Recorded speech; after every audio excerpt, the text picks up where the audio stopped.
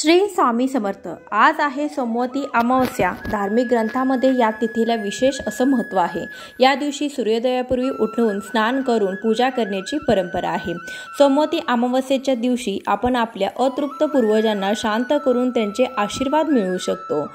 या दिवशी पितरांना नैवेद्य दाखवला जातो। पितृदोषापासून मुक्तीसाठी प्रार्थना केली जाते। या दिवशी भगवान शंकर, देवी पार्वतीच्या पूजेला देखील विशेष महत्त्व आहे। आज वर्षातील शेवटची सोमवती अमावस्या आहे, म्हणजेच 8 एप्रिल आज जी अमावस्या आहे ती सकाळी 8:21 सुरू झाली आहे आणि रात्री 11:50 ही अमावस्या असणार आहे। तर बघा, सोमवती अमावस्येच्या दिवशी स्नान आणि दान करण्याला अतिशय महत्त्व आहे। यासोबतच पितृदोष दूर करण्यासाठी घरामध्ये काही उपाय देखील करावेत। असाच एक साधा सोपा उपाय आज आपण तुमच्यासोबत शेअर करणार आहोत। तर हा उपाय जो आहे तो शिवपुराणामध्ये सांगितलेला हा उपाय आहे। तो वर्षातून 2 वेळा केला जातो। तर त्यामध्ये संध्याकाळी तुम्हाला कापुरासोबत एक वस्तू आणायची आहे आणि ती वस्तू घरामध्ये जाळायची आहे। त्यामुळे तुमच्या घरातील प्रखर पितृदोष नष्ट होऊन तुमच्या आयुष्यामध्ये असलेले दुःख, दारिद्र्य संपूर्णपणे नष्ट होऊ शकते। असा हा उपाय। तर तो हा उपाय कशा प्रकारे करायचा आहे, कापुरासोबत जी वस्तू जाळायची आहे, नंतर त्या वस्तूचं तुम्हाला काय करायचं ही संपूर्ण माहिती जाणून घ्यायची असेल तर व्हिडिओ शेवटपर्यंत बघा। चॅनलवर नवीन आला असाल, पहिल्यांदाच व्हिडिओ पाहत असाल तर नक्की चॅनलला सबस्क्राइब करा आणि असेच नवनवीन माहितीपूर्ण व्हिडिओ पाहण्यासाठी बेल आयकॉनलाही क्लिक करा, म्हणजे जेव्हाही मी नवीन व्हिडिओ अपलोड करेन तर त्याचं नोटिफिकेशन सर्वात आधी तुम्हाला मिळेल आणि तुम्ही एक पण व्हिडिओ मिस करणार नाही।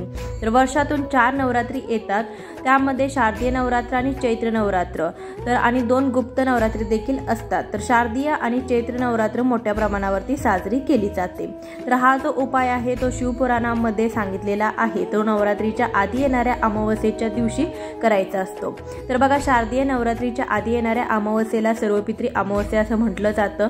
तर त्या अमावस्येला देखील तुम्ही हा उपाय करू शकता आणि हाच उपाय आपल्याला उद्या येणाऱ्या चैत्र नवरात्रीच्या आधी आपल्याला संध्याकाळी करायचा आहे। तर बघा, पितृदोष घालवण्यासाठी बऱ्याचशा सेवा आणि उपाय केले जातात। यामध्ये नारायण नागबळी असेल किंवा इतर काही सेवा असतील तर त्या प्रत्येकालाच करणं शक्य होतं असं नाही, पण साध्या सोप्या सेवा अमावस्येच्या दिवशी करून देखील तुम्ही पितरांचे आशीर्वाद मिळवू शकता आणि पितरांचे आशीर्वाद मिळाले तर आयुष्यामध्ये येणारे सर्व संकटे, अडचणी दूर होतात, जीवनामध्ये प्रगती होते। अनेक अडचणींचा सामना करत असाल तुम्ही तर त्यामध्ये आर्थिक समस्या असतील किंवा घरामध्ये आलेला पैसा जो आहे तर तो फार काळ टिकत नसेल आणि तुम्ही जो महिनाभर तुमच्या घरामध्ये पैशाची तंगी राहत असेल, तुमच्या घरामध्ये एखादी व्यक्ती सतत आजारी राहत असेल तर तिच्या आजारपणामध्ये घरातील सगळा पैसा निघून जात असेल। बरेच जणांच्या बाबतीत असं होतं की खूप वर्षापासून देखील काहींना संतान प्राप्ती होत नसेल किंवा विवाह योग्य मुलांची लग्न होत नसतील, त्यांचे लग्न विवाह जुळत नसतील तर याचाच अर्थ तुम्हाला किंवा तुमच्या घराला असलेले पितृदोष, तर पितरांची सेवा आपल्याकडून घडली नाही तर ह्या समस्यांचा सामना आपल्याला करावा लागू शकतो। तुमच्या कष्टाला नशिबाची साथ मिळावी त्यासाठी आपल्याला हे छोटे मोठे उपाय घरामध्ये करायचे आहे। तर पितृदोष सगळ्यांना असतो, परंतु त्याची तीव्रता ही कमी अधिक असू शकतो। पितृदोषापासून मुक्ती मिळवण्यासाठी अनेक उपाय केले जातात, ज्यामध्ये तुम्ही पशुपक्ष्यांना कधीही छळू नका किंवा तुम्ही गाई जनावरांना कधीही त्रास देऊ नका किंवा तुम्ही असहाय्य व्यक्तींना देखील त्रास देऊ नका। यामुळे सुद्धा राहूचा क्रोध वाढतो। विशेष म्हणजे सोमवती अमावस्येच्या दिवशी कुत्रा, कावळा, गाय, म्हैस यासारख्या जीवांचा अपमान करू नये। अमावस्येच्या दिवशी पक्षांसाठी अन्न पाण्याची व्यवस्था करावी। असं केल्याने पितृ प्रसन्न होतात। यासोबतच सोमवती अमावस्येच्या दिवशी काळे तिळाचे दान करावे। यामुळे देखील आपल्याला पितृदोषापासून मुक्ती मिळू शकते, तसेच त्यांची कृपा तुमच्यावरती सदैव राहू शकते। तुमच्या जीवनामध्ये प्रगती होईल आणि काळे तीळ मंदिरात देखील तुम्ही दान करू शकता। सोमवती अमावस्येच्या दिवशी तुम्ही भगवान शिव आणि देवी पार्वती यांची पूजा करावी। यामुळे भगवान शंकरांची कृपा तुमच्यावर राहते। या दिवशी भगवान शिवानी पार्वतीला बेलपत्र, सिंदूर, नारळ, नंतर केतकीचं फूल तुम्ही अर्पण करावं। सोमवती अमावस्येच्या दिवशी दूध आणि तांदूळ दान करावे। यामुळे तुमची आर्थिक समस्यापासून सुटका होऊ शकते। जर काही कारणाने तुमचे पूर्वज तुमच्यावर रागवले असतील तर त्यांचा रागही निघून जातो। सगळ्यात महत्त्वाचं म्हणजे हिंदू धर्मामध्ये पिंडदान हे फार महत्त्वाचं मानलं जातं। जर काही तुम्ही तुमच्या पूर्वजांचं पिंडदान केलं नसेल तर तुम्ही सोमवती अमावस्येच्या दिवशी पिंडदान करावं। यामुळे पितरांचे जे अतृप्त पितृ असतात तर ते देखील तृप्त होतात। यापैकी जो उपाय तुम्हाला करता येईल ते तुम्ही करू शकता। यासोबतच एक अतिशय साधा सोपा उपाय आपल्याला जो आज संध्याकाळी दिवे लागणीला करायचा आहे, तर दिवे लागणीपासून ते रात्री 11:30 पर्यंत तुम्हाला हा उपाय करता येणार आहे, कारण की जी अमावस्या आहे ती रात्री 11:30ला समाप्त होणार आहे। तर हा उपाय आपल्याला दिवे लागण्याच्याच वेळेस का करायचा, तर दिवे लागण्याच्या वेळेस लक्ष्मी घरामध्ये येत असते, लक्ष्मी आगमनाची ही वेळ असते। तर यावेळेस आपल्या घरामध्ये असलेले दोष, आपल्याला पितृदोष नष्ट करण्यासाठी ही वेळ जी अत्यंत सर्वोत्तम मानली जाते। तर दिवे लागणीपासून तुम्ही हा उपाय करायचा आहे। तर देवघरामध्येच आपल्याला हा उपाय करायचा आहे। त्यासाठी देवघरासमोर आपल्याला बसून हा उपाय करण्यासाठी सर्वात आधी देवघरामध्ये आपल्याला आसन टाकून त्यावरती बसायचं आहे। देवघरामध्ये आपल्याला दिवा प्रज्वलित करायचा आहे, कारण की अग्नीच्या साक्षीने आपण कोणताही उपाय किंवा कोणतीही सेवा ही करू शकतो। तर धूप अगरबत्ती लावून घ्यायची आहे। तुळशी समोर देखील आपल्याला एक दिवा प्रज्वलित करायचा आहे, तिथे देखील तुम्ही धूप अगरबत्ती लावायची आहे। तर हे सगळं तुम्हाला करून घ्यायचं आहे। त्या आसनावरती बसून तुम्हाला हा उपाय करण्यासाठी एखाद्या वाटीमध्ये किंवा छोट्याशा प्लेटमध्ये म्हणा, किंवा एखादं मातीचं भांड, किंवा आपण दिवाळीसाठी जी मातीची पंती वापरतो ती पंती घेतली तरी देखील चालेल, किंवा कापूर जाळायचं जे भांड असतं ते देखील घेतलं तरी देखील चालेल। तर यापैकी कोणतंही एक भांड घ्यायचं आहे। त्यामध्ये तुम्हाला अखंड तांदूळ टाकायचा आहे, ज्याला आपण अक्षता देखील म्हणतो।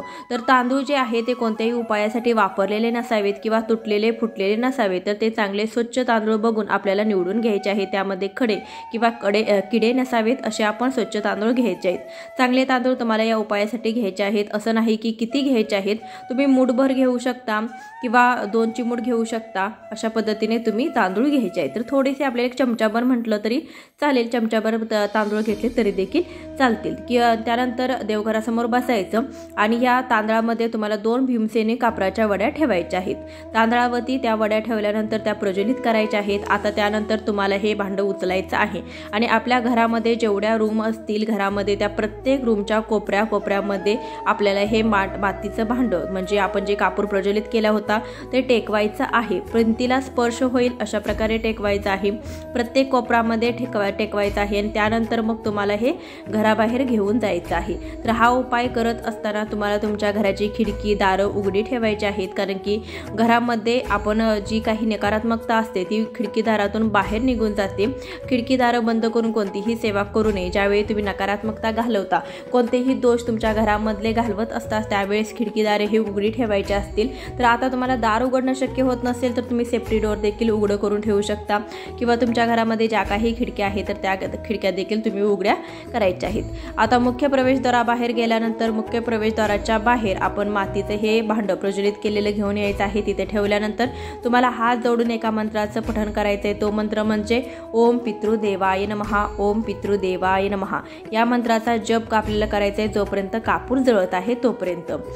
2 कापराच्या वड्या जळायला जास्त वेळ लागत नाही तोपर्यंत तुम्हाला या मंत्राचं पठण करायचं आहे। ज्यावेळेस शांत होईल, कापूर शांत होईल, त्यावेळेस तुम्हाला त्या अखंड अक्षता ज्या आहेत, म्हणजे कापराच्या खाली ठेवलेल्या ज्या काही जळलेल्या अक्षता किंवा राहिलेल्या ज्या अक्षता आहेत ते तुम्ही रात्रभर तिथे ठेवू शकता, किंवा लगेचच तुम्ही त्या जे काही भांड आहे ते वाटी उचलायचं आहे आणि एखाद्या झाडाखाली ते तांदूळ आपण टाकायचं आहे जे उपायासाठी वापरलेलं होतं, जेणेकरून तिथे येणारे कीटक, मुंग्या किंवा पक्षी हे तांदूळ खाऊन जातील। तर अतिशय साधा सोपा उपाय आहे, अगदी कोणीही करू शकेल असा, परंतु हा उपाय अतिशय प्रभावी आहे, कारण की या उपायाने तुमचे पितृ तुमच्यावरती संतुष्ट होतील आणि त्यांची कृपा तुमच्यावरती राहील, तुमची प्रगती होईल आणि तुमच्या आयुष्यातील सगळी संकटे दूर होतील। तर हा साधा सोपा उपाय तुम्ही आज सोमवती अमावस्येच्या दिवशी नक्की करून पहा। भेटूया अशाच एखाद्या ज्ञानवर्धक व्हिडिओसोबत, तोपर्यंत श्री स्वामी समर्थ, जय जय स्वामी समर्थ।